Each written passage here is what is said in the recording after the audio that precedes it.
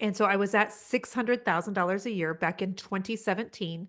And then in 2018, we jumped from $600,000 a year to 2 million a year. Well, hello there, friend. Welcome back to the podcast. This is episode 516. I'm going to chat with you today about the one thing that took my business years ago from being stuck at about $300,000 a year in revenue to the seven-figure mark. And, anytime you talk about numbers, I think it's like, well, I don't think it's vulnerable. And I think there's a super fine line between sharing with people in hopes that others will be encouraged and see what's possible.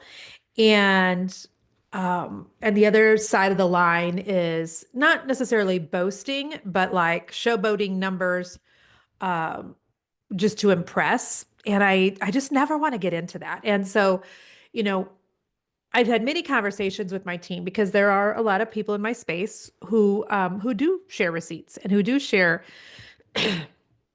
numbers, and that works well for them. And I'm just not as like forward facing with that sort of thing. I also don't tell anybody what I weigh, so there's that. Okay, but I do think that sometimes it's just really helpful in order to well, okay, let me say this.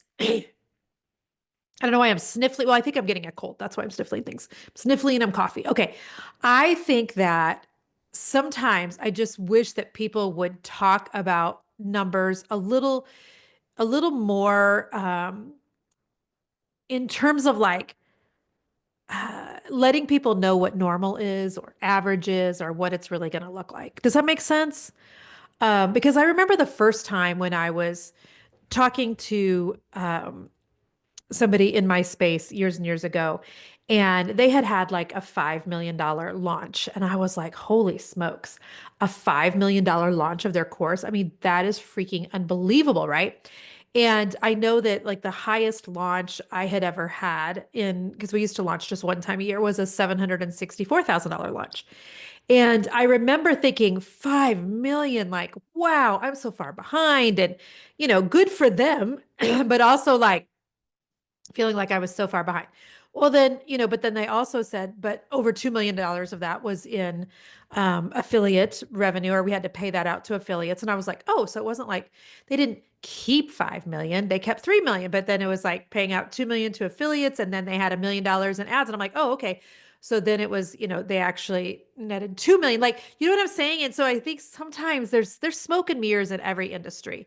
And I just never want to do that to you guys. I want to kind of give you the real. And so I do want to talk about the number one thing though that took my business from being stuck at $300,000 a year to the seven-figure mark. And so I need for you to know that I'm talking about two different businesses, first of all. Okay.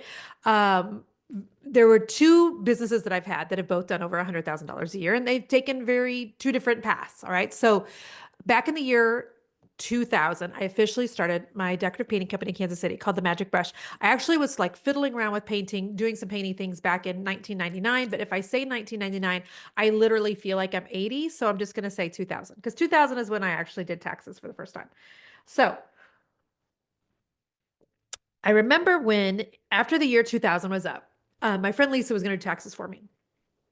And so her and I were having a conversation. She's like, so the painting company, how did it do last year? And I'm like, oh, I think it did really good for my first year in business.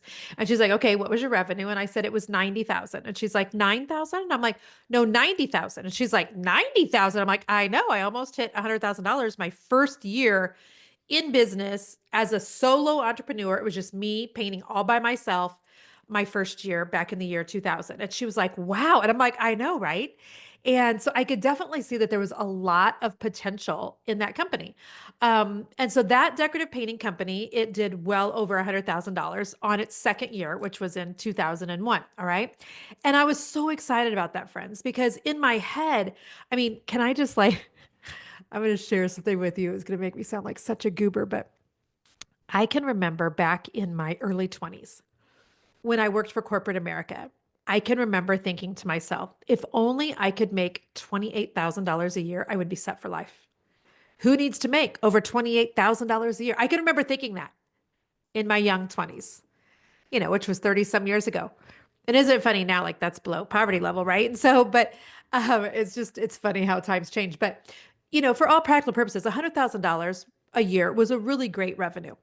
But the odd thing was, is that I owned that company for 17 years. I shut down my painting company in 2017, and I never really I never made it to like $400,000 a year. So I stayed in that 100,000 to 400,000 for 17 years. And I remember like wanting to get past that, but I was really stuck in that $300,000 range for a long, long time. And so I want to just compare that for a second to my coaching business that I started back in the year, I think we've decided 2014. And so I started coaching then. I was coaching people on how they could, start a painting company online, how they could start a decorative cabinet painting business, how they could do a furniture painting business. I started teaching about Pinterest and things. So I started doing that 11 years ago. And that coaching business hit the first $100,000 in 14 months. And I was delighted because I was like, okay, so I had two companies that both in their second year went to $100,000. That sounds pretty good, right? The one, however, stayed stuck for 17 years. This one went to the seven-figure mark in just a couple of years. We made a leap from $300,000 a year, to basically, no, I'm sorry, $100,000 a year to basically $600,000 a year in my coaching company in just a couple of years. And so I was at $600,000 a year back in 2017. And then in 2018, we jumped from $600,000 a year to 2 million a year. So I like bypassed the seven figure, $1 million a year in revenue in 1 year's time. Okay. So hopefully that all makes sense. My point is, in the painting company, I never even hit a half a million a year. In my coaching business, I took a leap from a $500,000 a year to $2 million a year, like overnight. And so it was a very huge difference. And the biggest thing that made that difference, which is what I want to talk to you about today, is I finally learned how to like do a business that I could scale. Does that make sense? Because my painting company, I never figured out how to systemize it, how to scale it. When I shut it down in 2017, I did have 8 women who were working for me those last couple months. And we were doing some incredible houses in the Kansas City area, CEOs of different companies. We'd worked for some Chiefs players. We'd traveled out of town to do some painting. And it was fabulous, right? But it wasn't a business that I could figure out how to scale. I couldn't figure out how to make more money because I had to be all hands on deck. The women who were working for me had to be all hands on deck. Like the only way I probably could have ever gotten to a $500,000 a year in that painting company is to have a lot more women painting for me and be doing a lot more projects all at the same time. And that just sounds like hell on earth to me. I mean, that sounds miserable because if you've ever worked in like, that service-based type of business, kind of the work that's included. And so I never figured out a system that would allow me to like step back, hire a whole nother team of women without me having to be in the middle of it all, because I was the one that went and met with the clients or the builders or the designers. And then I was one that did all the ordering of all the supplies. And I was one that took the supplies to the job sites. And the girls were the ones that did all the painting for me. But I didn't have double the time either to try to double the revenue. By then we'd had 3 children, it turns out I liked my husband and wanted to have a life outside of just working. And so it was very difficult to scale that. I had definitely built my business, but I'd also built myself into a job. Like there was not a lot of time freedom. There was no location freedom. And there wasn't a ton of financial freedom. Okay. Now, when I started my coaching business, I just did things differently because I knew that I didn't want to have a ceiling on my revenue. And by the way, if you're listening to me today, I hope this like part of the conversation will set somebody free, because I do think that there are still so many women out there, especially if you're a woman who loves Jesus, who feels really bad about wanting to make more money. And for all practical purposes, I can look at that painting company and I can say, okay, Jen, you literally were only outside of the home about 10 hours a week. You were able to stay home full time and raise 3 children, put them on the bus, get them off of the bus. You were able to, pay bills and contribute to the family income. And yes, that's all true, right? That is all true. But yet I still wanted to make more. And some of you might be thinking, is that okay? And I just want to tell you that is not only okay, but you should, especially if you're someone who loves Jesus. Do you know how much more impact you can have when you make more money? So please, like, get over your guilt about wanting to make more. But here's what changed when I had my coaching business started. Okay, when I started coaching, I definitely at the beginning invested also in a coach. I got mentored and I got coached. I got coached by somebody who knew how to scale and could teach me like a one to many approach instead of just always trading my time for money.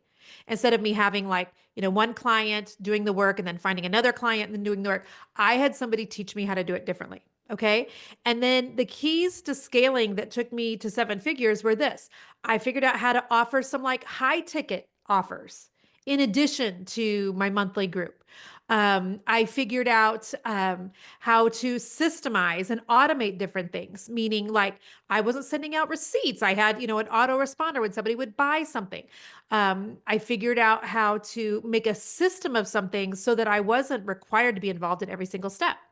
I figured out how to do several revenue streams, multiple revenue streams. Instead of just relying on just one way of making money, I figured out several ways to make money in my coaching business. I had a mastermind, I had a monthly group, I had one-on-one coaching that I would do.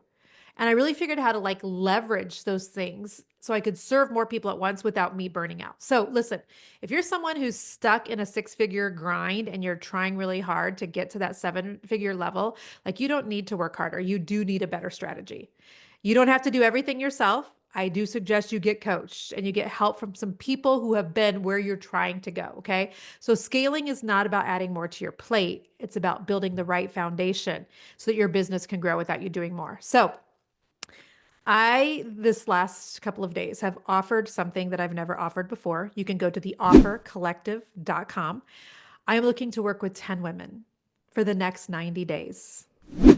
And again, you could go to theoffercollective.com in a one-on-one consulting situation with me and my team for the next 3 months to help get you to break out of that six-figure rut and get to the next level. It's by application only. I want you to go right now to theoffercollective.com.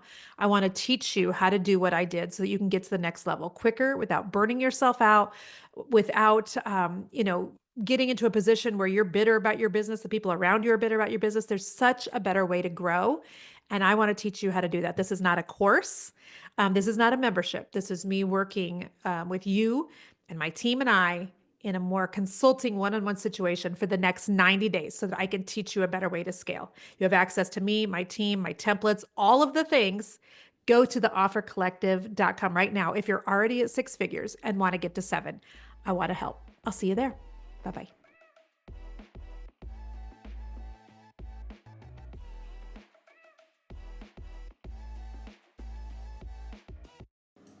Easton, your camera right now says I'm down to 1 minute of space left on it.